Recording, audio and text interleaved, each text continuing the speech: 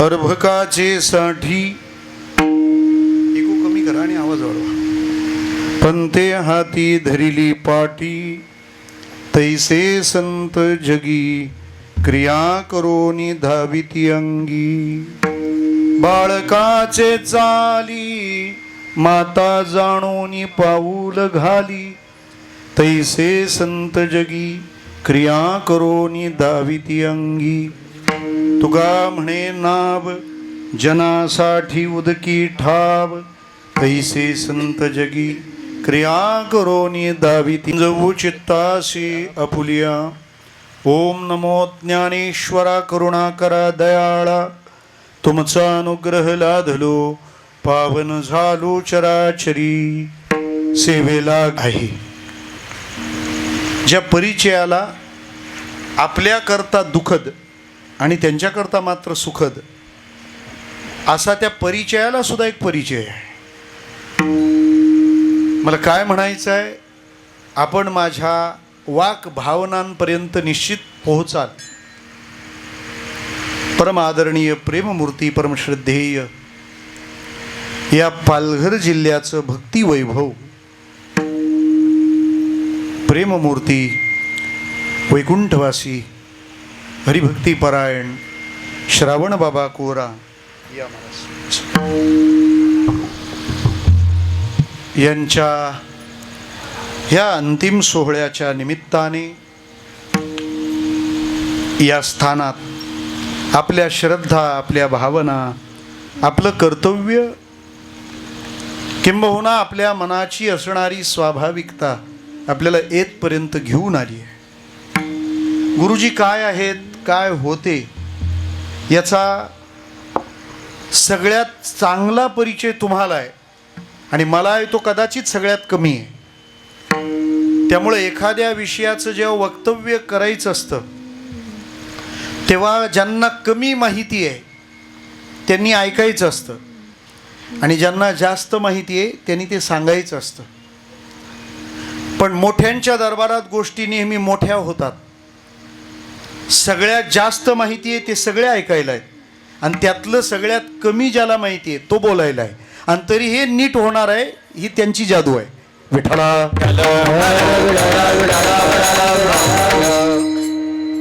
दादा, मी नमस्कार करताना मला हा डाग लागला. आत्ता हा जो लागलाय ना, मी विणा घेऊन होईपर्यंत मला लक्षात आलं हे लागलं काहीतरी. हे जय विठ्ठलपर्यंत तुम्ही विचार करत नाही राहिले पाहिजेत, ही माझी वक्ता म्हणून जबाबदारी आहे. कारण तुमचं मन कीर्तन श्रवणाकरता क्लिअर करूनच पुढं जायला पाहिजे ना. घासात जर एखादा खडा आला तर तो बाजूला काढून मगच जेवा असं ज्ञानोबाराय म्हणाले. अहिंसा पदावरची व्याप्ती करताना हिंसा सांगितली, त्याचं निवेदन महाराजांनी त्यात केले ज्ञानोबारायांनी. बराच वेळ विचार, काही सेकंद त्या विचारात गेले. मी इथपर्यंत व्यवस्थित होतो, अगदी छान. मग हे तिथं गेल्यावरच का झालं. मला असं वाटलं, मी येताना एक रंग लावून आलो होतो, तो काळा. कोणता? बुक्का. म्हणजे मी कीर्तन करायला आलो, तो वारकरी म्हणून आलो. कदाचित गुरुजींनी माझ्याकडं पाहिलं असेल, हा नुसता वारकरी म्हणून कीर्तन करायला आला तर हा माझं नीट वर्णन करू शकत नाही. कारण मी नुसता वारकरी नाही, मी शिक्षक पण आहे आणि शिक्षकाच्या आयुष्याची निशाणी आहे निळीशाही. त्यामुळे त्यांनी मला अनुग्रह करून मग उभा केला आहे. विठ्ठला एका भूमिकेत गुरुजींना बांधता येणार नाही, कोणत्याही एका आयामात त्यांना बसवता येणार नाही, कोणत्याही एकाच स्वरूपात त्यांना बघता येणार नाही, कोणत्याही एका उपमेनं त्यांना उपमा देता येणार नाही. मी म्हणतो, काया वाचा आणि मन हे स्वतंत्रपणे निघाले तरी त्यांची एक जण पूजा बांधू शकणार नाही. अशा बहुआयामी व्यक्तिमत्वाला ही वाक्पूजा समर्पित करायला मला इथं दादांनी उभं केलंय. अनेक परंपरा त्यांच्याशी आम्ही जोडलेले आहोत. आमच्या घरातच 4 गुरु परंपरा आहेत. आणि वर्षभरात त्या परंपरांच्या सेवा करण्याच्या निमित्ताने जाणं असतं. त्यामुळे आम्ही वारी पण अशी मध्ये एक दिवस चालायचं, परत यायचं, परत 2 दिवस चालायचं, परत यायचं, अशी सगळी चालबाजी चालते आमची दरवर्षी. मला आज ते अखंड करता येत नाही. वेगवेगळ्या परंपरांच्या सेवा, त्यात येणाऱ्या पुण्यतिथ्यांचे उपक्रम, या गोष्टी असतील, परंतु ती वारी करता न येण्याचं जे शल्य अनेक वर्षे माझ्या मनात होतं, आज मी वारी करत नाही आहे, त्यामुळे गुरुजींची ही सेवा करू शकलो, त्यामुळे ते शल्य आज माझ्या मनातून गेलं आहे. विठ्ठला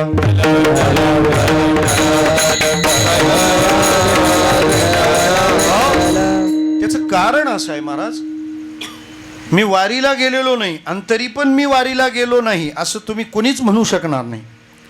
कारण वारी म्हणजे देवाची भेट घेणं असंच जर असेल तर मी आपल्याला सांगतो, आम्ही सगळे जरी आज पंढरपुराकडे जायला निघालो असलो तरी मला माहिती आहे पांडुरंग 12 दिवसापासून आलोंड्यात आहे, ह्या कोकणी पाड्यात आहे.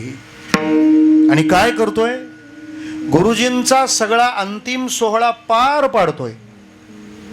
हे माझं भावनिक मत मानू नका, कारण मी भाविक आहे, भावनिक नाही. ज्या ज्या भक्तांनी आपलं समग्र जीवन भगवंताला समर्पित केलं, ज्याने जगणं देवाला समर्पित केलं ना, त्याचं मरण देवाला सांभाळावं लागतं. त्याच्याही पेक्षा सोपं सांगतो आपल्याला, देव आणि भक्तामध्ये एक बॉन्डिंग असतं, त्यांच्यामध्ये ठरलेलं असतं, एक करार असतो जो अलिखित आहे, आणि संहितेच्या घटनेच्या दृष्टीने तो लिखित आहे. कसं सांगू आपल्याला? देवाच्या येण्याचे सोहळे संतांनी करावेत असं ठरलंय. पुन्हा सांगतो, देवाच्या येण्याचा सोहळा कुणी करावा? संतांनी करावा. आणि संतांच्या जाण्याचा सोहळा देवानी करावा. विठ्ठला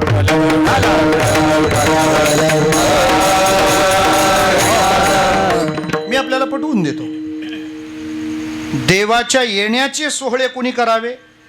संतांनी करावे. त्यामुळे संत वाङ्मय आपण उघडून पहा. संतांनी आपल्याला जे उत्सव करण्याच्या आज्ञा केल्यात ते सगळेच्या सगळे उत्सव देवाच्या येण्याचे आहेत. हा प्लॉट त्यांनी येणे करून दिलाय की देवाचं येणे आपल्याला साजरं करायचं आहे.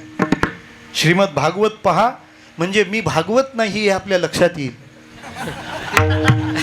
पर्व विशेष भागवत धर्मी, नृसिंह जयंती राम नवमी, वामन जयंती जन्माष्टमी, उत्तमोत्तम शिवरात्री.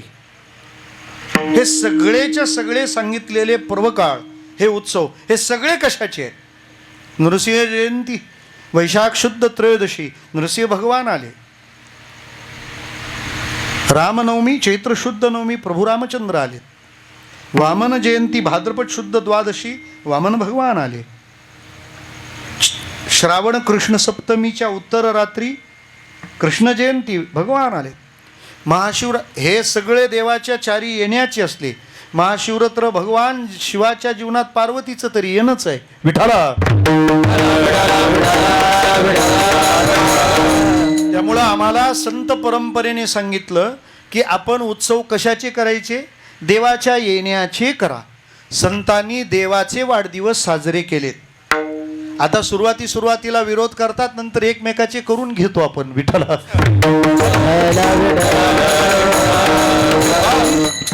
म्हणजे मी तुमच्या वाढदिवसाची समिती बनवीन, तुम्ही माझी बनवा, असं सुरू आहे. असो श्रोते हो, संतांनी देवाच्या येण्याचा सोहळा केला, हे त्यांचं काम त्यांनी केलं.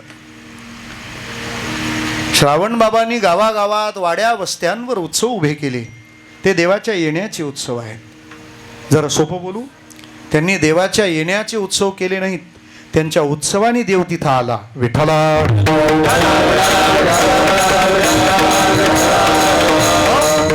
म्हणजे संतांनी देवाच्या येण्याचा उत्सव करावा आणि देवाने संताच्या जाण्याचा उत्सव करावा. आपुल्या दासाचा संभ्रम सोहळा, आपुल्या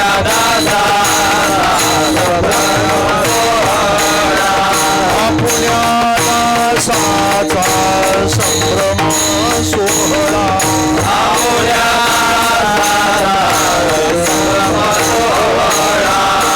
करणे गोपाळा ब्रीद तुमचे ब्रीद तुमचे करणे गोपाळा ब्रीद तुमचे ब्रीद तुमचे करणे गोपाळा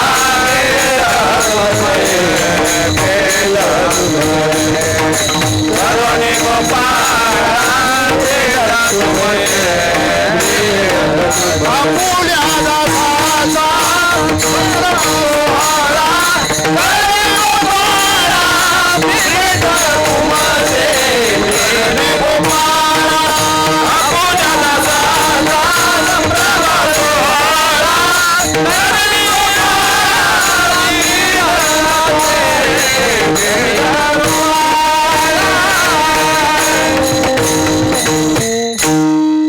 सोहळा सगळा पार पाडावा.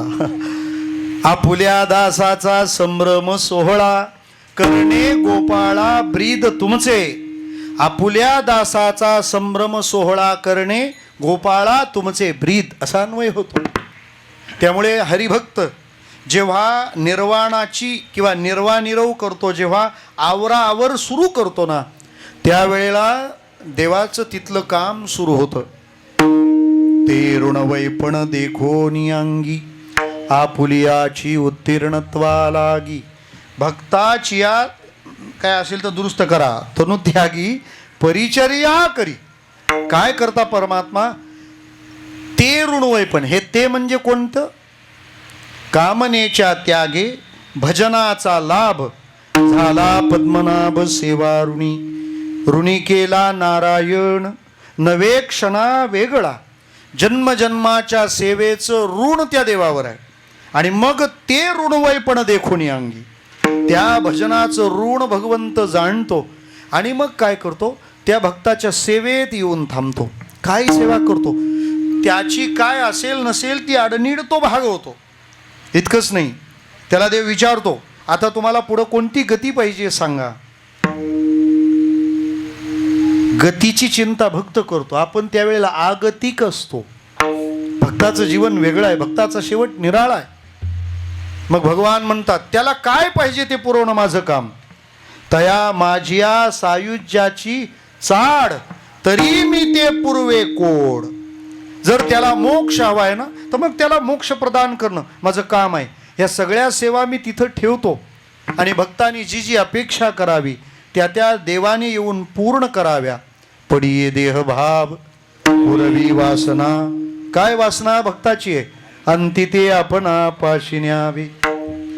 ज्ञानोबा राय तर त्याच्या पुढे यातला भाव सांगतात की मी त्याला माझ्या ठिकाणी समरस करणं हे कामच उरत नाही. का? मरणानंतर त्यांना कुठं न्यायचं आहे हा प्रश्नच नाही. कारण मरणानंतर त्यांना जिथं जायचं आहे ते अगोदरच तिथे पोचलेले आहेत. काय भाव मांडलाय माऊलीनी? ते मरणा आईलीच कडे मजशी मिळोनी गेले पुढे. ते मरणे आणि कडे जातील केवी. जे मरणाच्या आधीच मला येऊन मिळालेत ते मरणानंतर मला सोडून कुठे जातील? विठ्ठला.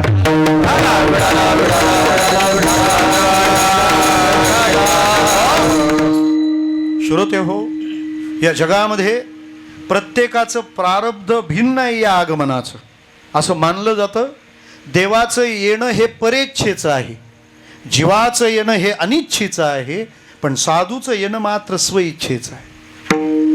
कदाचित त्या संत तत्वाने अत्यंत करुणार्द्र अंतःकरणाने हा विचार केला असावा की देहू, आळंदी, पंढरपूर, कोल्हापूर, शेगाव, अक्कलकोट सगळे परिसर रत्नागिरीपर्यंत झाले, पण माझा जव्हार पालघरचा परिसर मात्र तसाच आहे.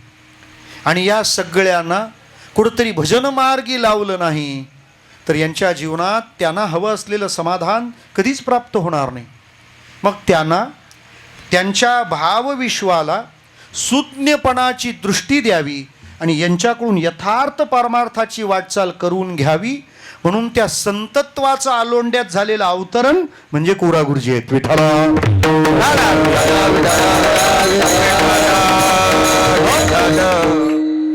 कोरा गुरुजी हे वारकरी विचारांचे प्रचारक होते. हे वाक्य त्यांच्या परिचयाला फार कमी आहे महाराज.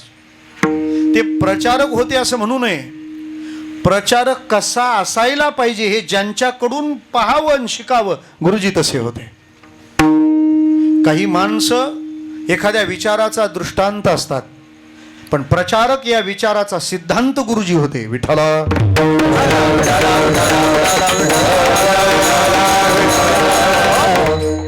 परिपूर्ण प्रचारकाचं दर्शन आम्हाला गुरुजींच्या जीवनचरित्रामध्ये होत आहे. त्याचं कारण, जसं चौरंगी चिरा आणि अष्टपैलू हिरा असतो, तसं एखाद्या प्रचारकामध्ये किती आयाम असले पाहिजे. त्याचा दैनंदिन व्यवहार, त्याचं प्रापंचिक जीवन, त्याचे अर्थव्यवहार, त्याचा समाजाशी व्यवहार, त्याच्या साधन मार्गातला प्रवास, त्याचं अनुभूतीचं विश्व आणि अनुभूतीला उत्स्फूर्तपणे अनुवादित करण्याचा कळवळा, एक ना अनेक. मी जरी 9:30 वाजेपर्यंत फक्त गुरुजी ह्या एकाच पदावर बोलत राहिलो तरी सुद्धा हे न संपणार आहे. विठ्ठला.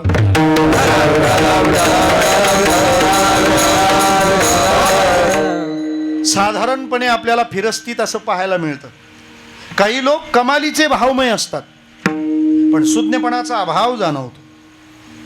कधी कधी सुज्ञपणा इतका टोकाला असतो का ती माणसं तरकट झालेली असतात.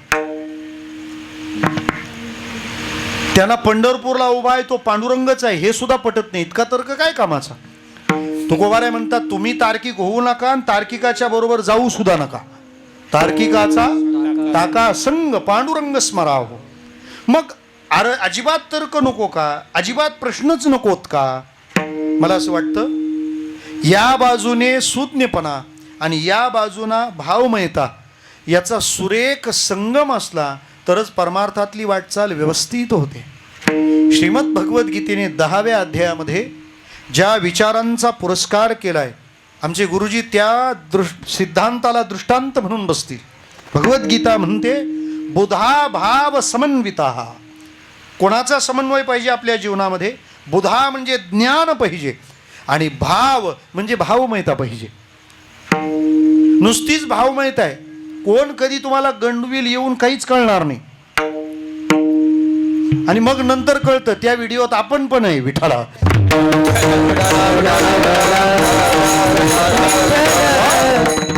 कारण कुणीतरी साधू जगत कल्याणाकरता, लोकांच्या श्रम निवारणाकरता त्यावेळेला काहीतरी तसं करायचा. मग त्याच प्रकारच्या अनेक वेगवेगळ्या आवृत्त्या समाजात पाहायला मिळतात. त्या व्यवहाराने तशाच असतात, पण समाजाच्या ठिकाणी सुज्ञपणाचा अभाव असला तर तो लुटतो. तर सोपं बोलू, माणूस जेव्हा फसतो तेव्हा अध्यात्मामध्ये नुसता आर्थिक दृष्ट्यात नुकसान करून घेतो असं नाही. अध्यात्मातलं जे श्रद्धेचं नुकसान आहे ना, ते फार मोठं आहे. का? जर एका लबाडाने आपल्याला फसवलं तर उद्या खरोखर असलेला साधू आपल्याला कशावरून लबाड वाटणार नाही. म्हणजे पहिलं ज्याला साधू मानलं तो लबाड निघाला, ते पहिलं नुकसान झालं. आणि नंतर भेटलेल्या साधूला आम्ही लबाड समजलो, हे दुसरं नुकसान. विठाला.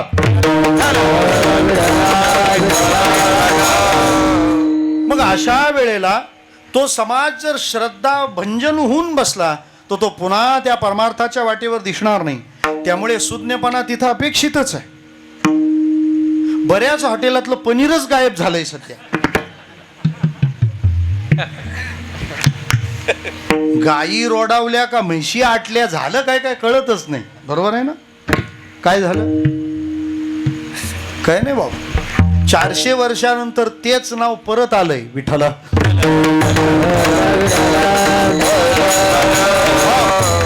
400 वर्षापूर्वी त्याच नावाची विभूती म्हणाली होती, तेच आता तेच म्हणते. उजळावया आलो वाट, करा थोडा निवाडा, करा थोडा निवाडा, करा थोडा उजळावया आलो वाट, करा थोडा निवाडा, करा थोडा निवाडा, करा थोडा निवाडा. हे प्रमाण 400 वर्षापूर्वीचं आहे. उजळावया आलो वाटा, खरा खोटा निवाडा. मी हे वाट उजळवायला आलोय, खरं काय खोटं काय याचा निवाडा करायला आलोय, असं कोण म्हणालं होतं? असं कोण म्हणालं होतं? बघा, नावाचं पहिलं अक्षर तेच आहे ना आडनावाचंही तेच आहे, विठ्ठला. तिथं मोरे होतं, इथं मुंडे, एवढंच. उजळावया आलो वाटा, खरा खोटा निवाडा. काय ते? Food and drugs. त्यांच्याकडे डिपार्टमेंट दिलंय, अन्न आणि औषध. मला वाटतं FID आहे, के पण द्यायचा का त्यांच्याकडे?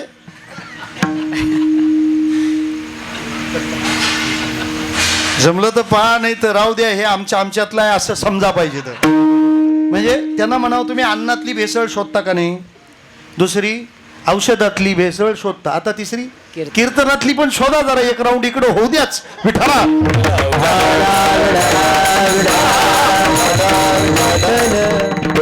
बरं, आता त्याच्यामुळे दूधवाल्यांना फायदा आहे, शेतकरी नफ्यात आहे.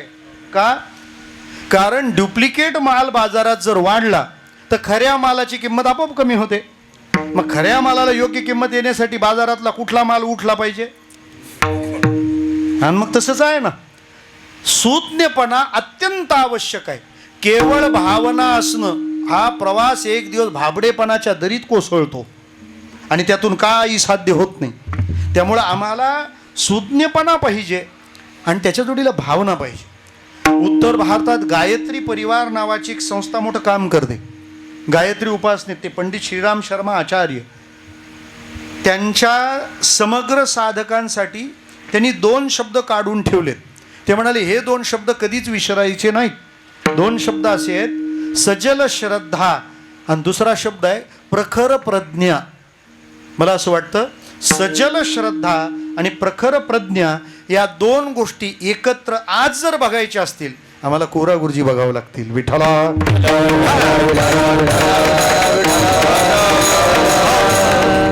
साधारणपणे या परिसरात मी येतो, याला हे 26वे वर्ष आहे. तुम्ही आमचा रौप्य महोत्सव करायला पाहिजे होता. 99ला मी 12वी सोडल्यानं पास झाल्यानंतर 12वी नंतर सगळ्यात जास्त वेळा 3 वर्ष आम्ही तर वाडा विक्रमगडकडेच फिरत होतो. आणि तेव्हापासून कोरा गुरुजींचा आमचा संबंध, परिचय. हरिश्चंद्र महाराजांसारखे एक गोड, निर्मळ, प्रेमळ चिकित्सक, जिज्ञासू, स्नेही भेटले. त्यांच्यामुळे हा सगळा परिसर आम्ही पिंजून काढला होता, पिंजाळपासून. विठ्ठला.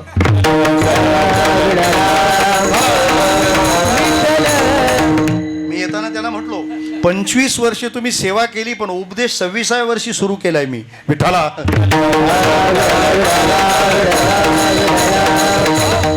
हे सगळा परिसर, ते वाड्याला घ्यायला यायचे, कुठेही जायचं असलं का ते 2 व्हीलर घेऊन निघाले. लोकही निश्चिंत असायचे, म्हणजे वाडा तालुक्यात तर कोणी काळजीच घेत नव्हते. म्हणजे तेव्हा विठ्ठला त्यांना माहिती हे बरोबर पोहोचतील तिथं वेळेवर, काहीच अडचण नाही, काही व्यवस्थाच करायची गरज नाही. असो, मग त्या काळात गुरुजींचा आमचा स्नेह, परिचय. मला 2 गोष्टी त्यांच्या जीवनात दिसत आहेत, सजल श्रद्धा, प्रखर प्रज्ञा. त्यांची प्रज्ञा प्रखर होती. मला असं वाटतं त्यांच्या सजल श्रद्धेचा दादा परिचय त्यांच्या सानिध्यात सगळ्या लोकांनी घेतला. त्यांच्या प्रज्ञेचा परिचय आम्हाला किती झाला आहे हा प्रश्न आहे. त्याचं कारण आहे, प्रज्ञेचा परिचय व्हायला ज्याला परिचय करून घ्यायचा आहे तोही माणूस कसा पाहिजे? प्रज्ञावान पाहिजे. मी तर म्हणतो तो प्रज्ञाकांत पाहिजे. ज्ञानेश्वरीचा शब्द. विठ्ठला. त्याचं कारण आहे, एखाद्या प्रतिभावानाचं प्रतिभेचं सादरीकरण हे समोर जाणकार असल्याशिवाय होतं का? तुम्ही जरी फनकार असलात तरी समोर तुमच्या जाणकारच पाहिजे. एका गायकाला विचारलं, तुझं मरण कशात आहे रे? गायकाने आपलं वैभव सांगायला सुरुवात केली. तो म्हणाला, आमचं मरण होतं गायकाचं वैभव, पण प्रश्न कडू होता. कारण प्रश्न काय होता? गायकाचं मरण कशात आहे? ते म्हणाले, गायकाचं पहिलं मरण, ज्याला गायनातलं सगळं कळतंय, जो लक्ष देऊन ऐकतोय, पण मी समेवर आल्यावर जो वा म्हणत नाही ना, मग ते आमचं मरण आहे.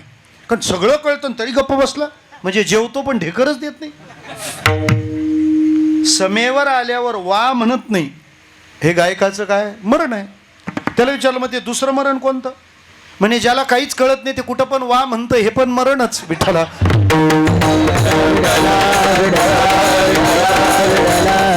म्हणजे तो वा त्या समेलाच आला पाहिजे. काहींचा वा पण फार अप्रामाणिक असतो. ते म्हणतो अरे वा, असं काय टायर पंक्चर असतं का ते? वा ह शब्दामध्ये हलंत आहे विठ्ठला. आता त्यात नवीन फॉर्म्युला आलाय. तो मला वा म्हटला असेल तरच मी त्याला वा म्हणाल. हे फेसबुकच्या लाईक सारखं आहे. त्यांनी मला लाईक केलं होतं का तरच मी त्याला लाईक करणार. आता लाईक वरून काही लायकी ठरते का विठ्ठला?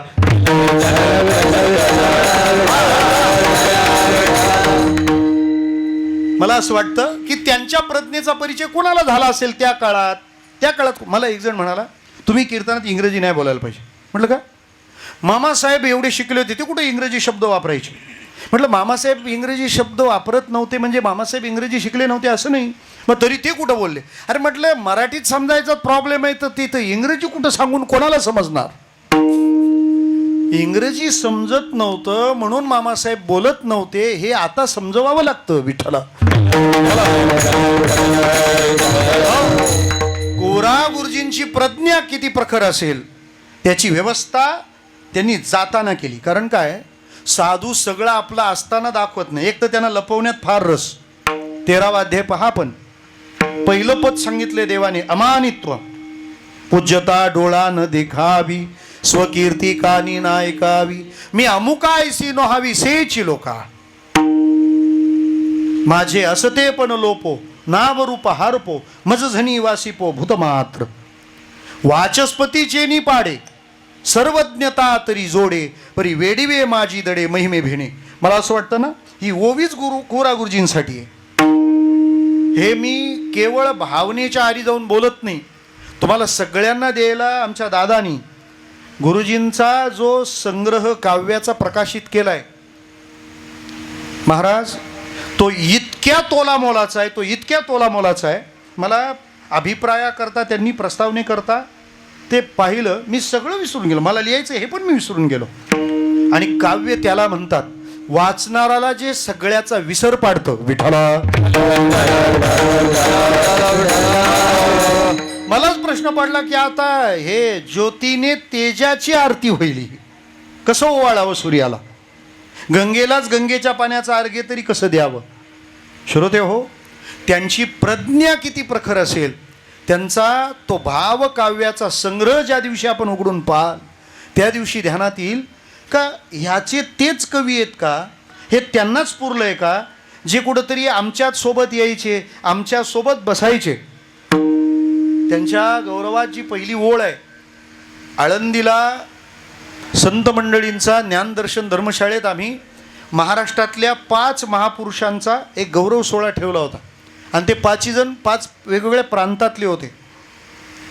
त्यामध्ये त्यातला पहिला गौरव आपल्या कोकण प्रांतातून कोरा गुरुजींचा झाला होता. मला कोरा गुरुजींचा खरा परिचय त्या वेळेला झाला. भारतानंद महाराज, मी दादांना म्हटलं जरा माहिती द्या ना मला. ते म्हणाले हे द्यायची म्हणून आता आम्हाला पण गोळा करावी लागते. काम करणाऱ्या माणसांना ना कागदपत्रात फार आळस असतो. काहींचा कामाचा तपास नाही, फायली मोठाल्या विठ्ठला.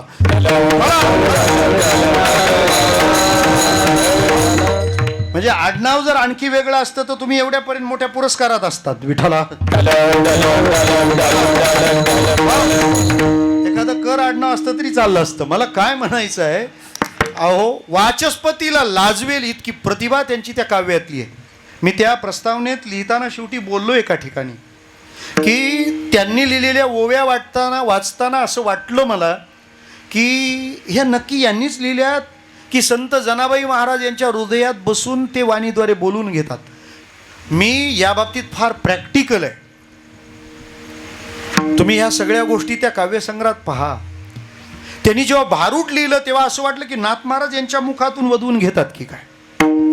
भगवंताच्या स्वरूपाची वर्णनं जेव्हा त्यांनी केलीत तेव्हा असं वाटतं ज्ञानोबारायच कोरा गुरुजींच्या हृदयात बसून बोलवत आहे. साधक म्हणून प्रापंचिक माणसाचं जीवन कसं आहे त्याबद्दल त्यांनी इतक्या बारीक, तो वाघोबा इतका रंगवलाय त्यांनी विठ्ठला.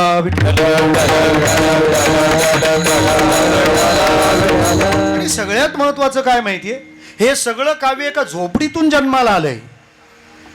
हे सगळं काव्य अगदी सामान्य. त्यांच्याकडे पाहिल्यानंतर तर कोणाला अंदाजही येणार नाही की आतमध्ये हा ज्ञानाचा डोह सागर इतका अथांग आहे, इतका खोल आहे.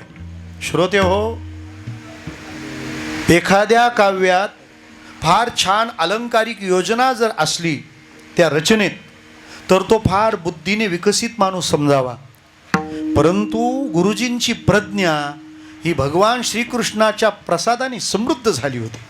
त्यामुळं त्यांच्या ओळी ह्या बाहेर थांबत नाहीत, त्या आपल्याला स्पर्श करतात. आणि ज्ञानोबारायांनी स्पर्श हा त्या प्रक्रियेत सगळ्यात कळस्थानी ठेवला आहे. ओवी सगळ्यांना माहिती आहे. वाचे बरवे कवित्व, कवित्वी बरवे रसिकत्व, रसिकत्वे परतत्व स्पर्शू जैसा. वाचेपासून जर आरंभ असेल तर आमच्या गुरुजींची प्रज्ञा परतत्वाला स्पर्श करणारी होती, जो आपल्याला जाणवेल. इतकी प्रज्ञा, इतकी प्रज्ञा. मी उदाहरण काय दिलंय, त्यांच्याद्वारा रचित तो संग्रह. पण दुसरी पहिली बाजू आहे सजल श्रद्धा. इतका प्रज्ञावान महापुरुष. म्हणजे मलाही कुरा महाराज असं वाटत राहतं की एवढं लिखाण करणाऱ्या माणसासमोर आपण किती ॲटिट्यूड आणि खूप शहाणे असल्यासारखी कीर्तनं केली आहेत विठ्ठला.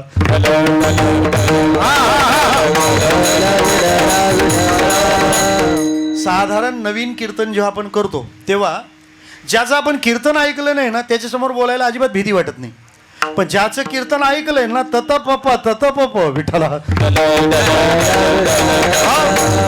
मला वाटतं हा संग्रह गुरुजींचा जर मी आधी वाचला असता आणि ते जर समोर कीर्तनात बसलेले असते ना, मी घाबरलो असतो विठ्ठला. पण हल्ली घाबरण्याला पण शालीनता असावी लागते असं म्हणतात विठ्ठला. म्हणजे ही त्यांची प्रज्ञेची बाजू आहे.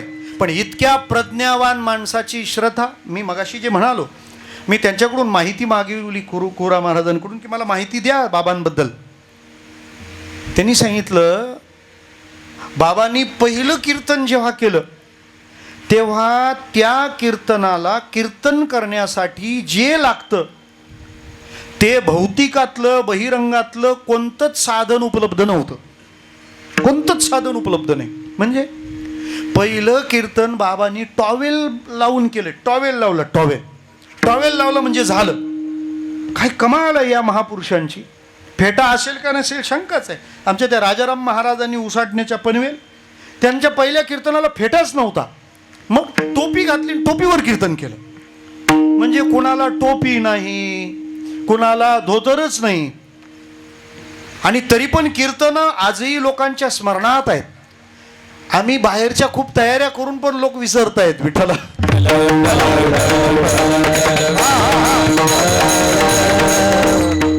टॉवेल नेसून कीर्तन केलं असेल. चित्र जरा आठवा. हे यातलं तर कोणी काहीच नव्हतं तेव्हा. कोणत्याच व्यवस्था नाहीत, कोणतीच साधनं नाहीत. मग असं असताना आज गाडीत सोबत न्यायला एक माणूस नसतो आपल्यासोबत. पुढाऱ्यांना पण ते पाळीव प्राणी सांभाळायला किती त्रास होतो तो त्यांना माहीत विठ्ठला. बरं त्याच्यात किती बेईमान निघतील ते माहित नाही, कारण व्हिडिओ जवळचीच माणसं काढतात विठ्ठला. पण श्रावण बाबांनी फक्त एखाद्या झाडाखाली बसावं आणि शेकड्यानी लोक गोळा व्हावी. कुठून कुठून किती किती माणसं. छगन महाराज, मला यांनी पहिल्यांदा कीर्तनाला तिकडे त्या ह्याला बोलावलं होतं, खुडेत, त्या साखरेच्या वर, तिवसपाडा. मला यांनी तेव्हा विचारलं होतं, तिवसपाडा म्हणजे काय सांगाल का? मी म्हटलं, बरीच माणसं व्यसनं करतात आणि त्याच्यात दारूची व्यसनं तर फार जनरल आहेत. तिचा मोह होतोच किंवा ती मोहाची होते विठ्ठल.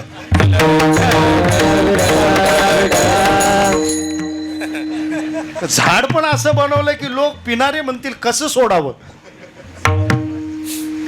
मी दादांना म्हटलं, हे तिवसपाडा म्हणजे हे गाव लोकांना इथल्या शिकवतंय काय, हे बाबा दारू वगैरे व्यसन जर करत असाल ती वसपाडा विठ्ठला. हे कीर्तन पण 9 ते 11. त्या कीर्तनाला मी त्यांना म्हटलं, खूपच लोक आलीत म्हणे, हे गावं काही फार मोठी नाहीत. मी त्यांना विचारलं, मी लोक कुठून कुठून येतात? त्यांनी सांगितलं, इथं आलेला एखादा माणूस जवळचा असं माणूस नका म्हणले. मग कोणी 10 किलोमीटर, कोण 15 किलोमीटर, कोण 20 किलोमीटरहून. मी म्हटलं बाई 20 किलोमीटरहून आले? हो, तिथून ते चालत निघालेत.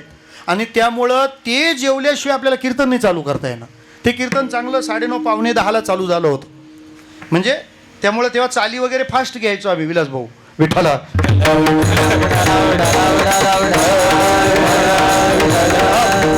तेव्हा हे सारे वगैरे असं सारे गात नव्हते. विठ्ठला. मी विचार करायचो. आणि मग ही मंडळी मला काय म्हणाली, महाराज तुम्ही वस्तीला राहणार आहात, बरोबर आहे, मग ह्यांना जीवन मगच कीर्तन होऊ द्या. कारण कोण 20 किलोमीटर 25 किलोमीटरहून चालत आलेत. मला तेव्हा हृदय भरून आलं. का हे कधी निघाले असतील? दुपारी सकाळी चालत यायला निघालेत. कीर्तनापर्यंत पोहोचायचं आहे. ते कीर्तन 9 ते 11. हे कीर्तन झाल्यावर हे पुन्हा रात्रभर चालत जाणार, दिवसभर शेतात काम करणार, उन्ह उतरणीला लागली की येणार. मला काय म्हणायचं आहे, निरोपानं येणारी माणसं ही निरोप कसा दिला होता यावर अवलंबून असतो. किती पेरलं असेल बी, किती मशागत केली असेल आपल्या मनांची. बरं, तसं भजन मार्गाला लागावा असा पिंडच नाही आपला. अजून पण भूगोलाला 2 मार्काला प्रश्न आहे. कोकणातील माणसाचा आहार भात व बोलू नका विठ्ठला.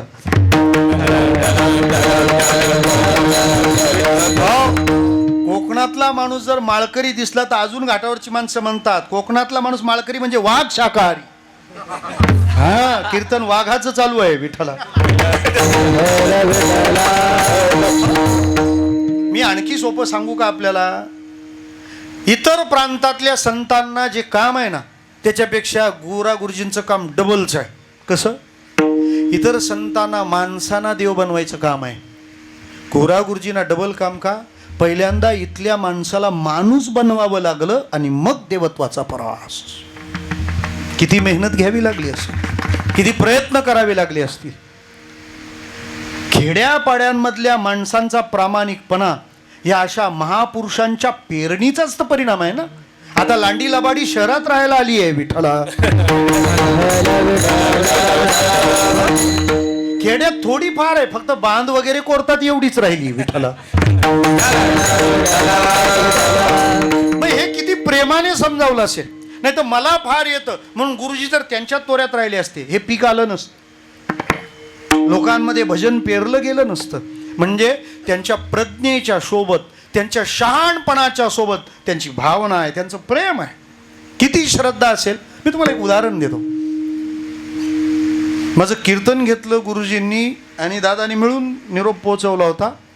जव्हार तालुक्यात पाथर्डी म्हणून गाव आहे. ते किल्ल्यावरून राजवाड्यावरून तिकडं खाली रस्ता आहे, बरोबर ना. मग आता पाथर्डीला कीर्तनाला जायचं.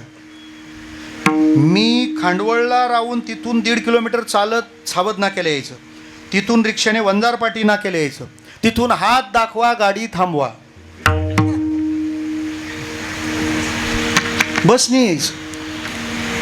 त्यामुळे आताच्या गाड्यांवर जाऊ नका विठ्ठला.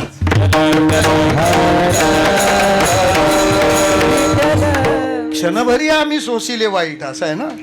मग त्या गाडीने वाड्याला यायचं. वाड्यावरून मग पुन्हा जव्हार, कारण यांनी सांगितलं की तुम्ही जव्हारपर्यंत या. मग वाड्यावरून आम्ही बसने पुन्हा जव्हारला. बरं, जव्हारला पोहोचल्यानंतर मग जव्हारपासून पुढे जायला व्यवस्था काय? आता काय मला माहिती नाही परिस्थिती.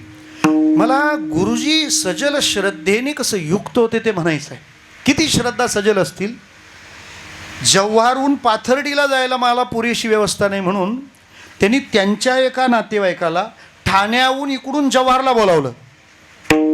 त्यांची 118 कार होती, मला आतापर्यंत आठवते ती. आणि त्या कारने मला जव्हारहून पाथर्डीला नेलं. म्हणजे बसने जव्हारपर्यंत येणाऱ्या महाराजाला तो जिथपर्यंत आलाय तिथपासून त्याला तिथं न्यायला 118 कार पाहिजे प्रीमियर कंपनीची. बरं, मग त्या पाथर्डीला गेल्यानंतर तिथं पण आणखी मजा. म्हणे आता कीर्तन झाल्यावर मुक्काम करायचा. आता झोपायला कुठं? त्या गावात एकाकडं पलंग निघाला आणि मग महाराजाला खाली कसं काय झोपवायचं? मग महाराजाला पलंग. बरं, आता तारीख वैशाखात सप्ताह होता तो पाथर्डीचा, मे महिना, गरम.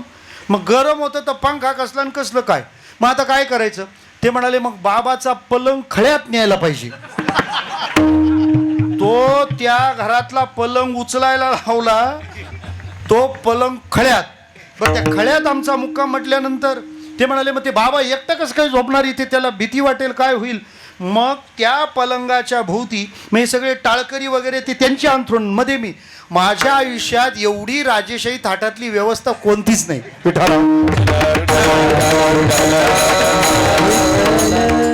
ज्यांच्याकडं व्यवस्था होत्या त्या काळात ते लोक म्हणायचे कशाला महाराज लोकांना एवढं पाहिजे. पण जिथं काहीच नव्हतं गुरुजींनी तिथं भावनेच्या त्या बळावर त्यांच्या भावमय विश्वात त्यांनी कधी तडजोडीच केल्या नाही. आणि त्या तसल्या दुर्गम गावात एखाद्या महाराजाला आपल्या नावापुढं महाराज का लिहिलंय हे कळावं. विठ्ठला बऱ्याच लोकांना असं वाटतं एका फोनवर काही पैशासाठी येतो. विठ्ठला मग जे सहज होतं ते व्यवस्थित केलं पाहिजे. मला काय म्हणायचं आहे, सजल श्रद्धा आणि प्रखर प्रज्ञा ज्या एका आध्यात्मिकाच्या परिपूर्ण जीवनाचं दर्शन घडवतात, आमचे गुरुजी असे. आणि या दोन गोष्टी एकत्र आहेत म्हणून ते उत्तम प्रचारक आहेत. ज्याला ज्याला प्रचारक म्हणून व्हायचं आहे त्यांच्यासाठी गुरुजींचं जीवन दीपस्तंभासारखं आहे. विठ्ठला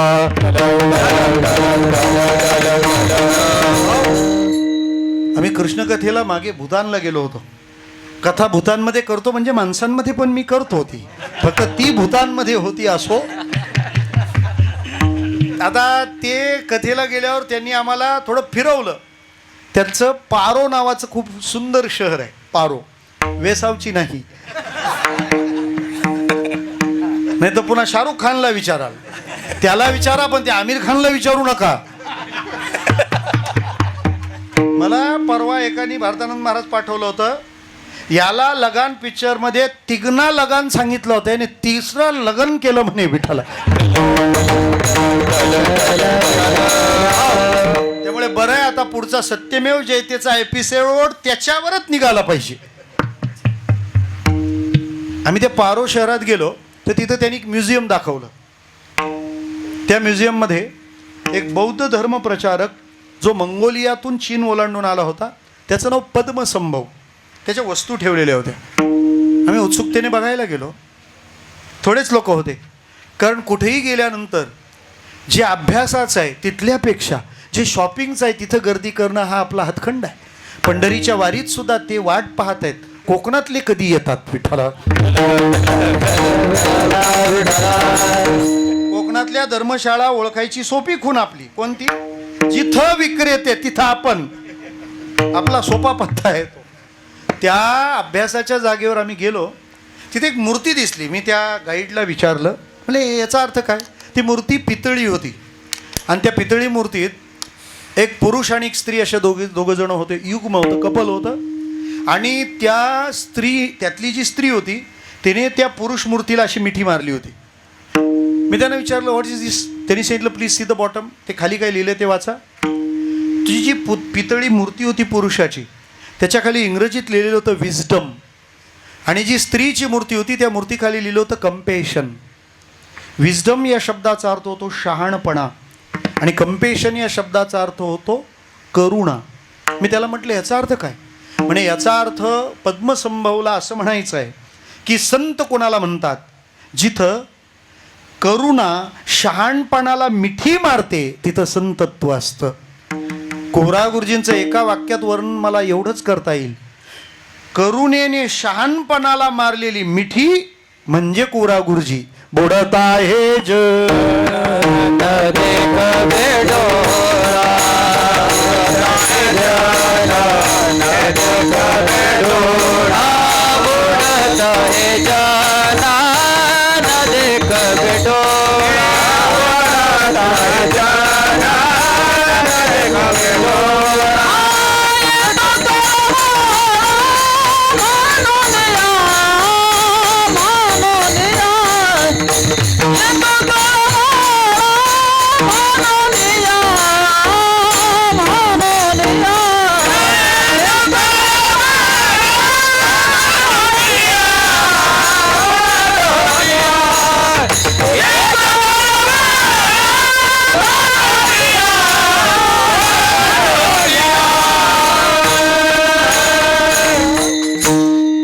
असं जीवन ज्यांचं, हा त्यांचा अंतिम सोहळा आहे.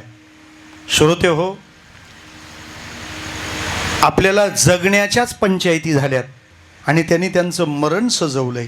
आपुले मरण पाहिले म्या डोळा, तो झाला सोहळा अनुपम्य. सामान्य माणसानं मरण मारतं आणि महात्म्यांचं मरण मरतं. मरण माझे मरोन गेले, मज केले अमर. त्यांच्या मरणाचा सोहळा आणि आपल्या मरणाच्या कळा विठ्ठला. मी अगदी सोपा विस्तार सांगतो आपल्याला. घाबरतो कोण मरणाला? आणि मुळात असं आहे, मरणाला न घाबरणं हेच आपण परमार्थिक असल्याचं खरं लक्षण आहे. भगवद्गीतेने श्रीमंतांच्या प्रॉपर्ट्या डिक्लेअर करताना फर्स्ट ॲसेट काय सांगितली आहे? अभयम सत्व संशुद्धी. तुम्ही मरणाला भीत नाही ना, म्हणजे मग तुम्ही कशालाच भीत नाही. भीत नाही आता आपुल्या मरणा, किंवा भोगावरी आम्ही घातला पाषाण, मरणा मरण आणि येले न भिणं. आणि गुरुजींना हे जमलं म्हणून दादाच्या मांडीवर अगदी मोठ्या आनंदाने प्राण सोडला. हे कसं जमतं हो? सोपं सांगू का? करायला पाहिजे ते केलं नाही तर घाबरावं लागतं, आणि नाही करायला पाहिजे ते केलं तरी घाबरावं लागतं. विठ्ठला. गुरुजी मरणाला का घाबरले नाहीत? मी त्यांचं आधी जगणं सांगितलंय. जगणं आधी सांगितलं पाहिजे ना, जगण्याचा प्रश्न आहे हा. विठ्ठला. जाऊ द्या, लोक तुम्हाला मरणाचा त्रास देण्यात काही अर्थ नाही. हा जगण्याचा प्रश्न आहे. ते मरणाला भिले नाहीत, मरणाचा स्वागत केलं त्यांनी. काय कशाने करता येतं? दोनच बाबी आहेत. एक, त्यांनी आयुष्यात या दोन गोष्टी सांभाळल्या. मरणाची भीती कशाने येते त्याचा अभ्यास केला. नाही करायला पाहिजे ते केलं, भीती. करायला पाहिजे ते नाही केलं, भीती. अगदी सोपं सांगतो. गुरुजी आहेत ना, उदाहरण मी शाळेतलंच देणार. पोरं दुसऱ्या दिवशी शाळेत जायला तयार नसली की काय त्रास होतो असं सांगतात? कृष्णा, नाही तू सात्विक आहेस अशी माझी श्रद्धा आहे. नावाचा गुण असावा थोडा. बोला ना.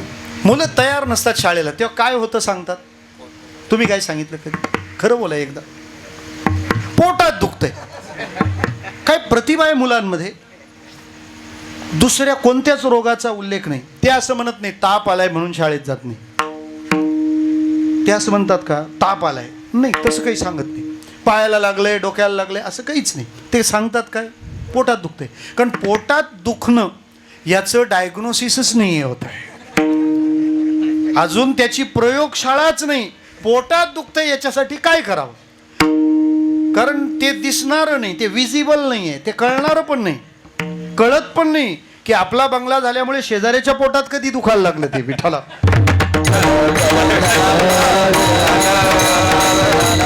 त्यामुळे पोरांचा तो राखीव आजार आहे. कोणता? पोटात दुखतंय. मग तुम्हाला त्याचा अभ्यास करावा लागतो की नेमकं हे पोटात कशामुळे दुखायला लागलं. या दुखण्याच्या पोटात काही आहे का? पोटाचं दुखणं आहेच, मग त्या दुखण्याच्या पोटात काहीतरी एक असतं का? हा काय शाळेत जात नाही? मग कोणीतरी सांगतं हा काल मधल्या सुट्टीतून पळून आला होता आणि मधल्या सुट्टीत नंतर हजेरी घेतली जाते.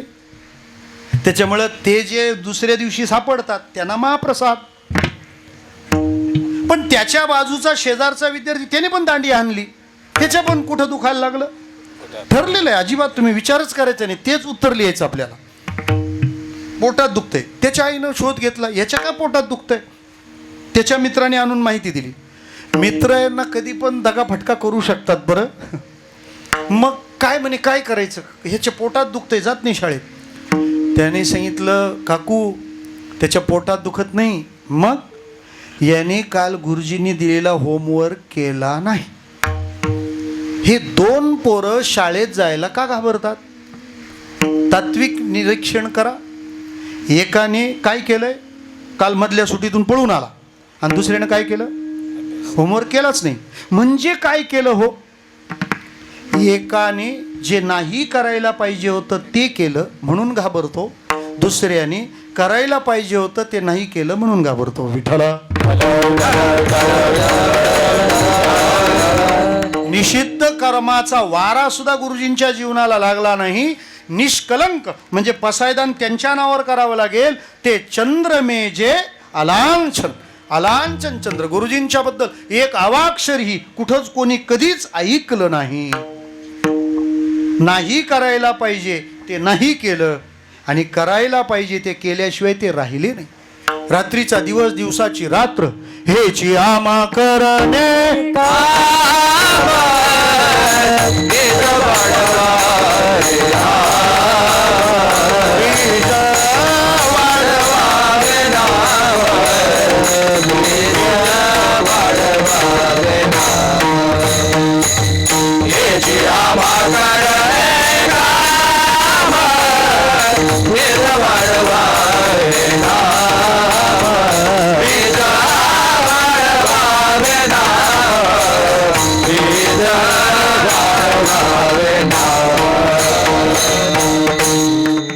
हेची आम्हा करणे काम, बीज वाढवावे नाम.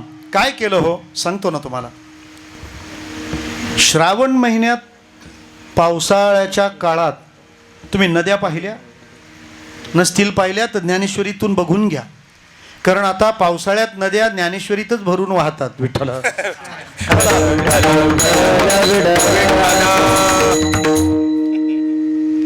लोक म्हणतात पावसाला काय झालंय. काही झालं नाही, तो आपल्यात आलाय. जसा आपला काही ताळ राहिला नाही तसा त्याचाही काही ताळ राहिला नसावा. का बरं, कसं काय पहा ना. आपण पहिलं म्हणजे एक तर पहिल्या आठवड्यात जांभळांचा मेसेजवाला फेमस झाला. अख्खे मोबाईल जांभळे झाले. जसा मी निळा झालोय ना आता, तसे मोबाईल जांभळे झाले. बरोबर आहे. अगदी कोणी फॉरवर्ड केला नाही असं नाहीच. बरोबर. 3 दिवस असा पाऊस पडला ना, ते सगळे जांभूळवाले गायब झाले आणि परत पोस्ट आले. कुठं गेले ते जांभूळवाले. आता 2 दिवसात परत जांभूळवाल्यांनी डोकं वर काढलं. विठ्ठला. मला असं वाटतं श्रावणामध्ये नद्या फक्त ज्ञानेश्वरीतच भरून वाहतील आता. जैसी वर्षा काळी सरिता, चढो लागे पंडुसुता, तैसी नीच नवी भजता श्रद्धा दिसे. हे जसं आहे ना तसं मी असं म्हणेन, जैसी श्रावण काळी सरिता, चढो लागे पंडुसुता, तैसी नीच नवी भजता श्रद्धा दिसे. भाविकांमध्ये सुज्ञपणा आणि सुज्ञांमध्ये भावना ज्यांनी भरली, मग हे सगळं करताना ते अगदी सामान्यांमध्ये आले, सामान्यांसारखे झाले. अडचण आता इथं आहे. कुठे? माणसाला सामान्याने सामान्य केलं ना तर ते सामान्यच वाटतं. असामान्याने असामान्य केलं तर तेही सामान्यच वाटतं. असामान्य काय वाटतं? जेव्हा सामान्य असामान्य करतो किंवा असामान्य सामान्य करतो. विठ्ठला. विठ्ठला. हे ध्यानात आलं असेल अशा श्रद्धेने मी आता पुढे बोलतोय. सामान्याने सामान्य केलं तर ते सामान्य वाटतं, असामान्याने असामान्य केलं तर तेही सामान्यच वाटतं. पण सामान्याने असामान्य केलं तर ते असामान्य वाटतं, असामान्याने सामान्य केलं तर ते पण असामान्य वाटतं. विठ्ठला.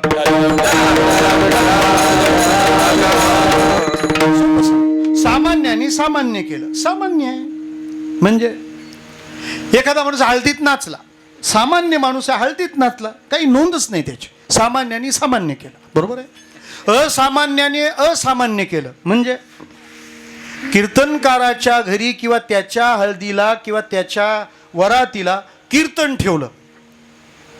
कीर्तनकार समाजाच्या दृष्टीने असामान्य आणि हळदीला कीर्तन ठेवणं हळदीच्या दृष्टीने असामान्य. मग असं कोणी केलं तर कोणी म्हणतील का कीर्तन ठेवलं त्यांनी. मग लोक म्हणतात कीर्तनकार आहे, कीर्तनच ठेवलं पाहिजे, नाही तर का नर्तक कीर्तन ठेवायचं का. विठ्ठला.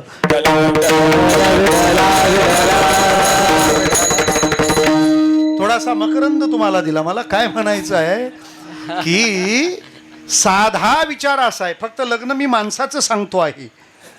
विठ्ठला कीर्तनकाराच्या लग्नात जर कीर्तन झालं तर लोक काय म्हणतील, अरे मग कीर्तनकार आहे ना, कीर्तनच व्हायला पाहिजे. असामान्याने असामान्य केलं सामान्य. मग असामान्य काय? जेव्हा असामान्य माणूस सामान्य करतो तेव्हा, आणि सामान्य माणूस असामान्य करतो तेव्हा, सामान्य माणूस असामान्य करतो तेव्हा. हे बघा, गोकुळवासियांच्या दृष्टीने आरंभाला कृष्णाला जे सामान्य म्हणत होते, परंतु त्या सामान्य वाटणाऱ्या कृष्णाने भले भले असुर परत पाठवले. मला काय म्हणायचं आहे, कंस अवाक का होतो? कृष्णाला तो सामान्य म्हणतो. पूतनेने कृष्णाला मारताना तो फार मोठा शक्तिशाली आहे अशा अर्थाने केलंच नाही. अहो बकीयं स्तनकालकूटम, आपल्या स्तनात 3 क्विंटल विष भरलं होतं, तेही कालकूट. 1-2 नाही, 17,000 मुलं मारून मग कृष्णाकडे आली होती. मग 17,000 पोरं मारली तसं याला पण मारीन म्हणून त्याला उचललं आणि स्तनाला लावलं. भगवान म्हणतात, अरे अरे अरे माझ्याकडे आली, आता इथून तुला गत्यंतर नाही. यद गत्वान निवर्तन्ते तद्धाम परमं मम. काय झाला परिणाम? सा मुंच मुंचालमिति प्रभाषिणी. जोरात ओरडली, सोड सोड. 2दा सोड म्हणाली. भगवान म्हणतात, रॉंग नंबर आहे, आम्ही आधी कोणाला धरत नाही, धरलं तर मग सोडत नाही. मला काय म्हणायचं आहे, एका 6 दिवसाच्या बालकाने पुतनेसारखी विषारी स्त्री संपवली. कंस म्हणतो बालक सामान्य आहे, पण केलेला पराक्रम असामान्य. आपल्याला याचा विचार करावा लागेल. सामान्य वाटणारा असामान्य काम करतो तेव्हा ते विशेष आहे. विठ्ठला.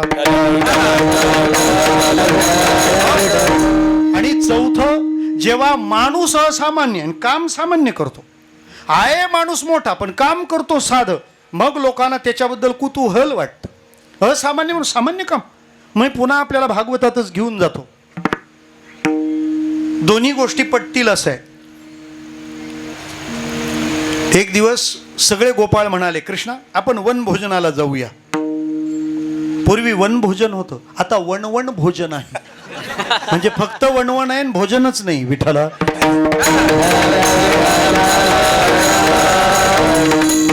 आता सांगावं लागतं, भोजनः. भो म्हणजे थांबा, भोजनः शतम व्याय भोक्तव्यम. ज्या पोटासाठी करता त्याला व्यवस्थित वेळ द्या, त्याची वेळ सांभाळा. म्हणजे मला पण सांगतोय, वेळ सांभाळा. कोणत्याही कीर्तनकाराने कीर्तन लांबवलं तरी चालेल, पण ज्याचं नाव जगन्नाथ आहे त्याने कीर्तन लांबवायचं नाही. आज रथयात्रा आहे. विठ्ठला.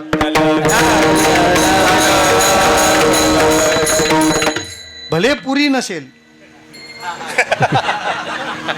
ज्ञानोबाराय म्हणतात, आधणी घातलिया हरळ होती अमृताचे तांदूळ, जरी भुकेची राखे वेळ श्री जगन्नाथ 9:30. विठ्ठला.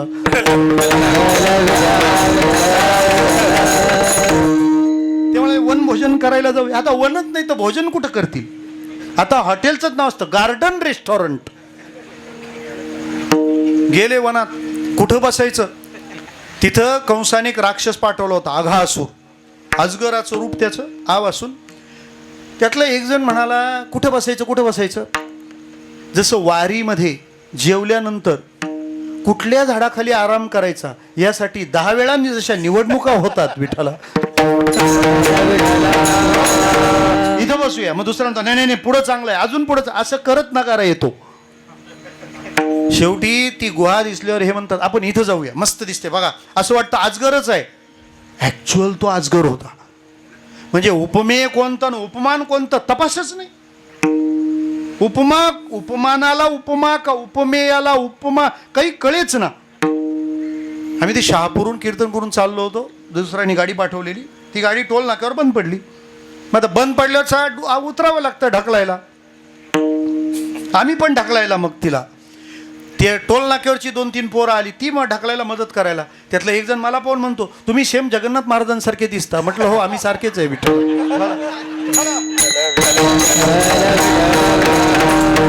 तुम्ही लय ऐकत नाही राहायचं. विठ्ठला विठ्ठला. म्हणजे मी आहे जगन्नाथ महाराज आणि तो मला काय म्हणतो, तुम्ही सेम जगन्नाथ महाराजांसारखे दिसता. तसा तो होता अजगर आणि हे म्हणतात गुहा कशी दिसते, अजगरासारखी. घुसले आतमध्ये.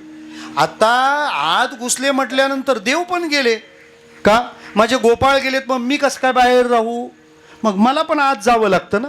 गोपाळांच्या समवेत सगळे आत गेले, आत जाऊन बसले.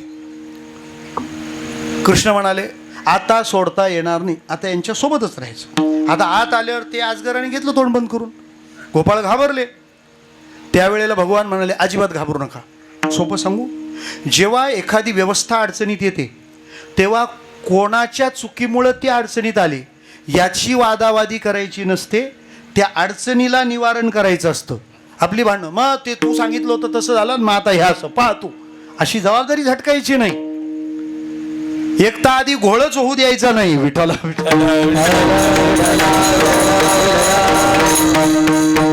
मग काय होतं, अखेच राजीनामा मागतात. जाऊ द्या, मला काय म्हणायचं आहे. ते तोंड झालं बंद. भगवान म्हणाले काळजी करू नका. मग जे रूप वाढवलं ना महाराज, त्या आगासुराचे सगळे आतडे बाहेर निघाले. ब्रह्मदेव वरून पाहत होता. प्रभूची लीला आहे. पण आगासुराला मारून झालं आणि मारून झाल्यावर ते म्हणाले आता झालंय ना, पण आपला कार्यक्रम कॅन्सल नाही करायचा. कोणता? हा, ते फार तो महत्वाचा कार्यक्रम आहे. कोणतेही कार्यक्रम कॅन्सल होतील. म्हणजे एखाद्या गावात जर मयत झालं तर म्हणतात आजचं कीर्तन कॅन्सल, असं म्हणतं कोणी. मयत झाले 2 दिवस जेवण कॅन्सल. त्यामुळे फिरून फिरून लोक कीर्तनावरच गदा आणतात. विठाला म्हणजे मयत झाले 13 दिवस जुगार कॅन्सल सुद्धा म्हणत नाहीत लोक. आता गणपतीत भागत नाही लोकांचं. तिनपती इकडं येऊ लागलं. श्रोते हो, कृष्ण बसला काल्याला. ज्याच्यासाठी आलोय ते झालंच पाहिजे, कशाला सोडायचं. जेवायला बसलो. आता काला कालाच तो. बिभ्रद वेणुम जठरपटयो शृंगवेत्रे कक्षे वामे पाणो मसृण कवलम तत्फलान्यंगुलीषु तिष्ठन् मध्ये स्वपरी सुरदो हासयन्नर्मभिस्वये स्वर्गे लोके मिशति बुभुजे यज्ञ भुग्बाल केली. देव प्रत्येकाला भरवतो. त्याला भरवायचं, त्याचं आपलं आपण खायचं. पाहता गोवळी काय त्यांची उष्टावळी. खाऊ लागले भगवान. इथं ब्रह्मदेवाचं डोकं सरकलं. का? तो म्हणतो हा जर परब्रह्म आहे तर हा काला खातोय, खुशाल कोणाच्याही पंक्तीत जेवतोय, आणि सगळं असं कोणाच्याही पंक्तीत जेवायचं असतं का, असं ब्रह्मदेवाला तेव्हा वाटलं होतं. बऱ्याच जणांना अजून वाटतं. विठ्ठला त्यामुळं ते काला आपल्यासोबत करतात पण जेवतात व्यवस्थित. विठ्ठला मला असं वाटतं वारकरी संप्रदाय पटणं आणि पचणं फार कठीण आहे. एकची टाळी झाली चंद्रभागे वाळवंटी माझा ज्ञानराज गोपाळा शिलाय वाटी. काय माझी माऊली करते.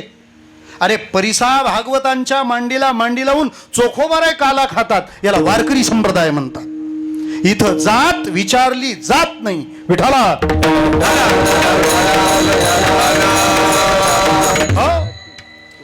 भगवान लागले ते खायला. ते खायला लागल्यावर ब्रह्मदेव त्याच्या मनात संशय येणार. इथं एका डोक्याच्या मनात एवढा येतो. आधीच तो 4 डोक्याचा. चतुरानं नाही ना. ब्रह्मदेव म्हणतो हा तर काला खायला लागला. जोपर्यंत देव असामान्य असून असामान्य करत होते तोपर्यंत बरोबर. काय केलं? आगासुराला मारलं. असामान्य काम. पण असामान्य कृष्णाने आज केलेलं काम सामान्य दिसत होतं. कोणतं? त्या वाकड्या बोबड्या पेंद्या त्यांच्यासोबत. अरे वाकड्या बोबड्या म्हणजे पूर्वी नावं ठेवायला ब्राह्मणाकडे जात नव्हते. बरं गेले तर ते नाव पण चांगली देत नव्हते. विठ्ठल त्यांचं नाव ठेवताना ते पद्मनाभ ठेवायचे आपल्या पतीपोशी. विठ्ठला मग लोक काय करायचे, आपले आपण ठेवून घ्यायची. म्हणजे काय, साधारण त्याचा आकार उकार बघून नाव ठेवायचं त्याला. हा, आमच्याकडे तर बरेच पैकी तशीच नाव आहेत. म्हणजे एखादा माणूस जर सडपातळ असला त्याचं नावच ठेवायचं वाळक्या. आधार कार्डाची गरजच नाही, तसाच ओळख होणार. एखादा जाडजूड असेल त्याचं नावच ढोल्या. सरळ आहे. एखादा जर सावळा असेल तर त्याचं नावच ठेवायचं काळ्या. एखादा गोरा असेल तर भुरिया विठाला. म्हणजे जो जसा असेल तसं नाव. अव्यक्त निराकार. मग आता ज्यांच्या सोबत काला केला तो वाकड्या वाकड्या म्हणजे कसा असेल हो? कसा असेल? वाकड्या म्हणजे वाकडाच चालत असेल. नागराज मंजुळेने आपला नेलाय विठाला. सगळ्यांना चोऱ्या करायला वारकरीच सापडतात विठाला. वाकड्या आपला नेला म्हणजे वाकडा चालायचा. बोबड्या म्हणजे बोबड बोलायचा. अशा वाकड्या बोबड्या पेंद्या पोरांमध्ये काला खातो. हे बघा, एक वेळ सामान्य माणसाने असामान्य केलं तर लोक त्याचा अर्थ काढतील, पण असामान्य माणसाने सामान्य करावं कसं पटेल, कसं पचेल? नाही चालत. ग्राउंडवर येऊन अरे तू हाच कंच्या जागव ना या खेळतच कंच्या पोरान. हे असंच असं हा ॲज इट इज. आता इकडंच सांगावं लागतं. तिकडं घाटावर सांगितलं ते बघत बसतील माझ्याकडं विठाला. हे म्हणजे आमची माती. अरे तू हाच कंच्या जागव हा कंच्या पोरान शेलत. मी नंतर तिला सांगितलं हे बघ तू काय मध्ये येऊ नको. अरे ती तारखा गेला माणसं आलेत. ती म्हणलं येऊ दे ना ते. त्यानं इकडं आणू नको. मी माझं खेळून झाल्यावर येईल नाही तर ते दुसरा महाराज पाहतील. म्हणजे तारखांच्या बाबतीत अशी भूमिका ही माझी लहानपणापासूनची सवय आहे विठाला. नंतर कळलं त्यातच भलं आहे. मग घेतील दुसरा महाराज आणतील ना, मला कशाला काय पाहिजे. ते नंतर पाहुणे ग्राउंडवर यायला लागले. आता ग्राउंड आल्यावर नाईलाज व्हायचा माझा. पुढे त्या पोरांनी माझ्या विरुद्ध मोहीम काढली. याला घ्यायचा नाही. म्हणजे मी नुसता कृष्ण सांगतो नाही, कधी कधी जगावं लागलं मला. त्या कृष्णाला काकुलती येतो हरी क्षणभरी निवडिता. मी त्याला म्हटलं अरे मला नका ना आकलू. ते म्हणाले नाही नाही. मी त्याला विचारलं का मला काढलं टीम मधून. तू बॅटिंग घेतो आणि फिल्डिंगच्या टायमाला पाहुणे आले का निघून जातो. अशा खूप भानगडी झाल्या. मी आजीला म्हटलं तुला प्रॉब्लेम काय. अरे तू नाही बॅट बॉल खेळायला पाहिजे. मला काय म्हणायचे तिची एक भाविक भूमिका काय असायची. तू कीर्तन करतो लोक तुझ्या पाया पडतात तू महाराज आहे तू असं खेळतोय बरोबर नाही वाटत. म्हणजे तिच्या दृष्टीने मी असामान्य भूमिकेत आहे आणि क्रिकेट खेळणं ही भूमिका सामान्य आहे. ती चालत नाही. मला एकाने फोन केला महाराज तुमचा बुवा हल्दीत नाचतो. मी त्याला म्हटलं नाही नाही नाही तो हल्दीत नाचत नाहीये. हे बघा आले तरी लगेच आपण हो नाही म्हणायचं. आधी आपल्या माणसाचं करताही थोडं लढलं पाहिजे.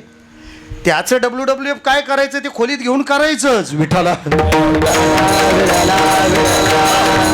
पण त्याला 4 माणसात कोरा महाराज सांभाळायचं. 4 माणसात सांभाळलं आतमध्ये कराटेच करायचा त्याचा. पण त्याला बाहेर मान्य नाही का. पुढाऱ्यांकडून एवढं शिका ना. ते मान्यच करत नाही त्यांची चूक आहे असं. म्हणजे जर आपल्या पक्षात दुसरे कुठलं जर आलं म्हणजे कोण कुठं आहे कोण कुठं चाललंय काहीच कळत नाही. त्या भानगडीतच तुम्ही पडू नका. ज्यांनी यांच्यासाठी एकमेकांची डोकी फोडली असतील त्यांची डोकी आता फिरली असतील विठ्ठला. त्यामुळं स्टेटसला निशाणी ठेवताना साहेबांना फोन करून ठेवत चला विठ्ठला. दुसऱ्या पक्षातला जर आपल्या पक्षात आला तर ते त्या दिवशी डिक्लेअर करतात हृदय परिवर्तन. आणि आपला गेला की गद्दार. आपल्याला थोडं तर जमायला पाहिजे नाही. मला एकाने कळवलं महाराज तुमचा बुवा तंबाखू खातो. आता मला माहिती आपले पण थोडे फुटलेतच 6 फुटलेत असं थोडी आहे. पण त्याला लढवलं शेवटी मी. हे बघ म्हटलं नाही बुवा लोक तंबाखू खात नाही. त्याने एक दिवस रंगे हात पकडून आणला. रंगे हात कळतो का. पांढऱ्या रंगे हात. हा बघा तंबाखू खाणारा. म्हटलं अजिबात नाही महाराज आता तर कबूल येणार. तुमच्या समोर रंगी हात पकडलाय. हा सूर्य हा जयद्रथ आहे. मग आता काय. मी म्हटलं तसं नाही. बुवा लोक तंबाखू खात नाहीत. तंबाखू विकणारा लबाड आहे. तो मला आता त्याचा काही संबंध. म्हटलं संबंध त्याचा नाही असं असं कसं काय म्हणता तुम्ही. वारकरी भाविक असतात. तंबाखू विकणारा चॅप्टर निघाला. त्यांनी महाराष्ट्राचा अंदाज घेतला आणि तंबाखूचं नाव पंढरपूर ठेवलं. आणि वारकऱ्यांना तो पंढरपूरचा प्रसाद वाटतो, त्याला ते काय करतील विठ्ठल. हे मी त्याला सांगितलेलं आहे, तुम्हाला नाही. तुम्ही सोडायचीच आहे विठ्ठला.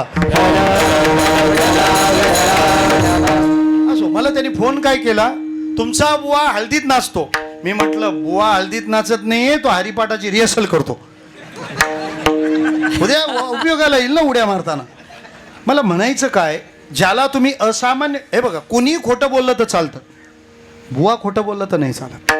बुवा आहेस ना तू, तुझ्या गळ्यात माळ आहे ना, घे माळेची शपथ, असं शाळेत करायचे आम्हाला विठ्ठला.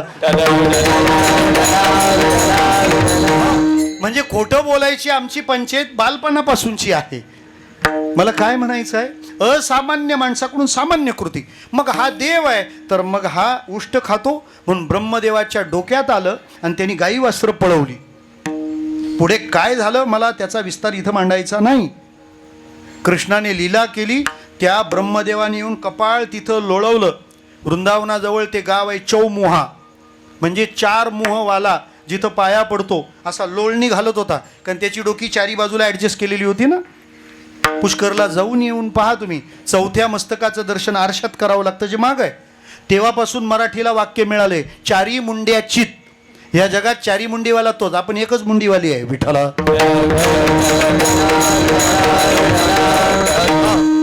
आपल्याला एकच मुंडी, बाकीचे उद्या मोकळे आहेत विठ्ठला.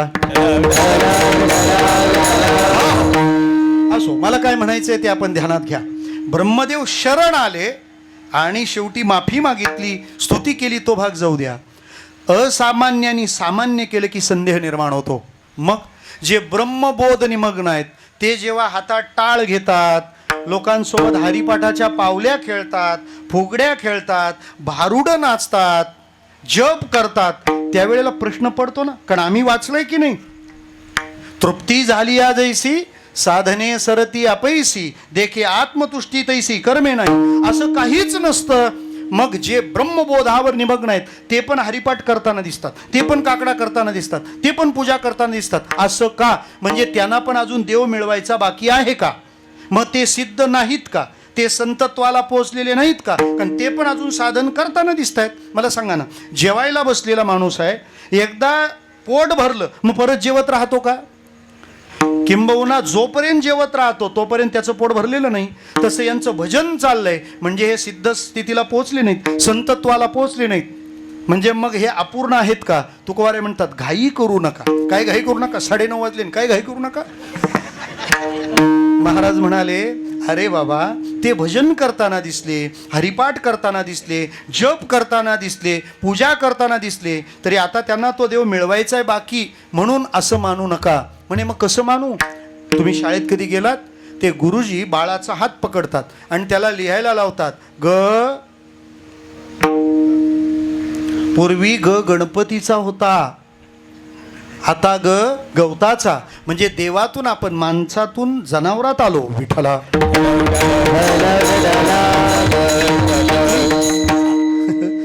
ग कसला होता? गणपतीचा होता, आणि आता ग कसला आहे? गवताचा. मग ही शिक्षणा क्षेत्राची वाटचाल उन्नतीकडे पकडला.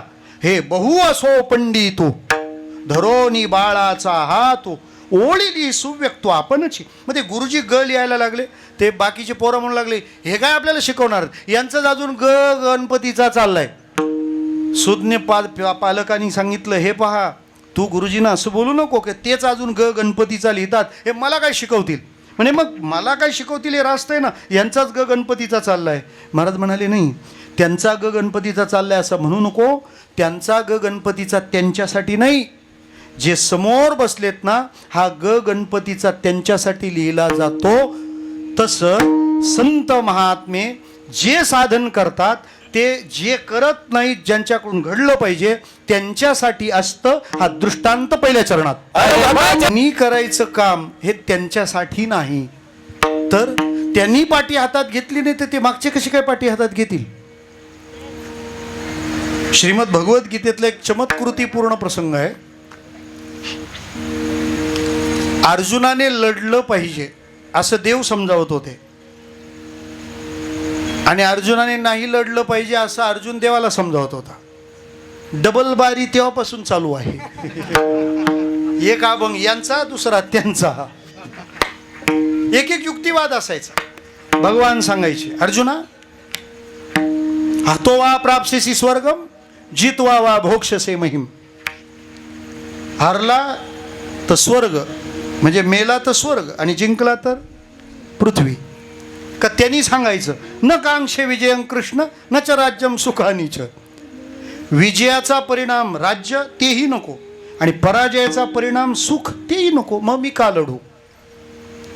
इतके वाद प्रतिवाद झाले.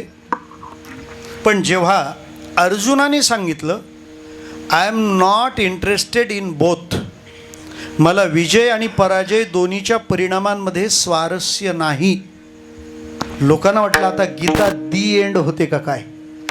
कारण स्वार्थ संपला की पुढं संपलं सगळं. भांडणं कुठपर्यंत आहेत, स्वार्थ आहेत तोपर्यंत. मग मला काहीच नको, त्याला आता तुम्ही कर्मात कसं प्रवृत्त करणार.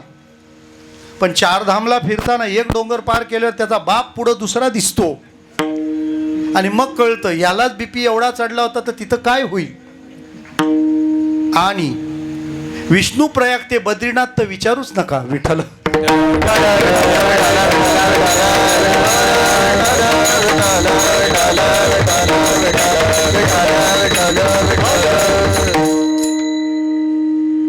मग प्रश्न असा पडतो की हे घडणार कसं, आणखी त्याच्या पुढे चालणार कसं.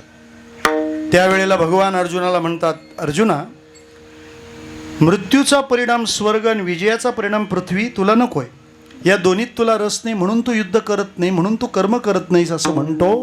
अरे अर्जुना, तू कर्म काय फक्त तुला काही मिळणार आहे म्हणून करणार होतास काय.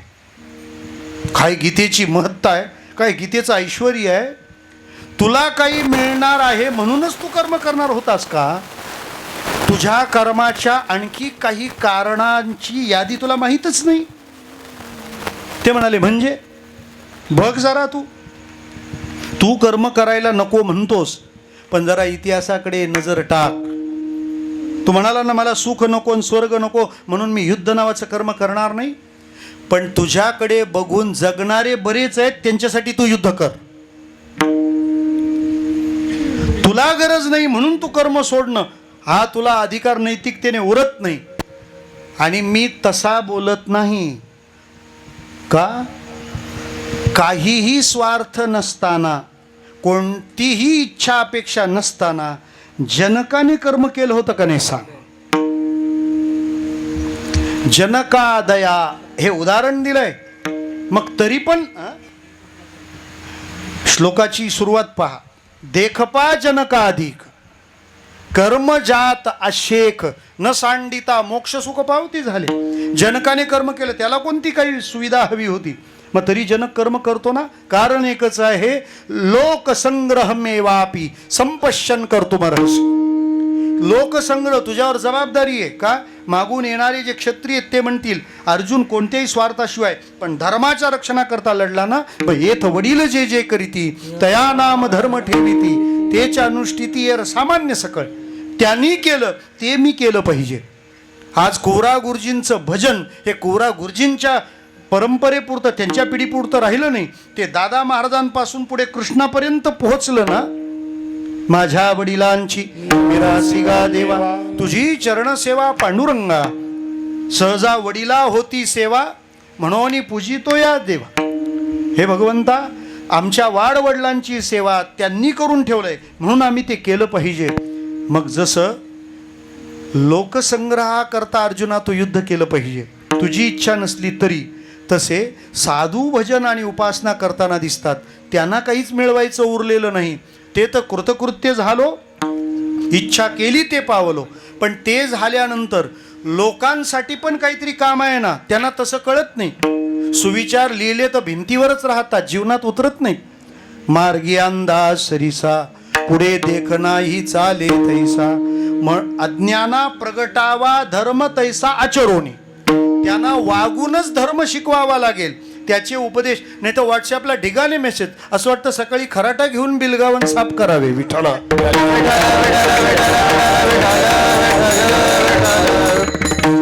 दुर्गुण तसेच आहेत. म्हणजे विचार हा आचारातूनच प्रचारात येत असतो ना. महाराज म्हणतात असं त्या साधूचं जीवन आहे. मग ते सांगताना 3 दृष्टांत तुकाराम महाराजांनी आपल्या पुढ्यात दिले. पहिला दृष्टांत दिला गुरुजीचा, पंथी हाती धरली पाटी. दुसरा दृष्टांत दिला बाळकाचे चाली माता जाणून पाऊल घाली. तिसरा दृष्टांत दिला तुका म्हणे नाव जनासाठी उदगी ठाव. हे दृष्टांत क्रमाने चढते आहेत हे आपण ध्यानात घ्या. का?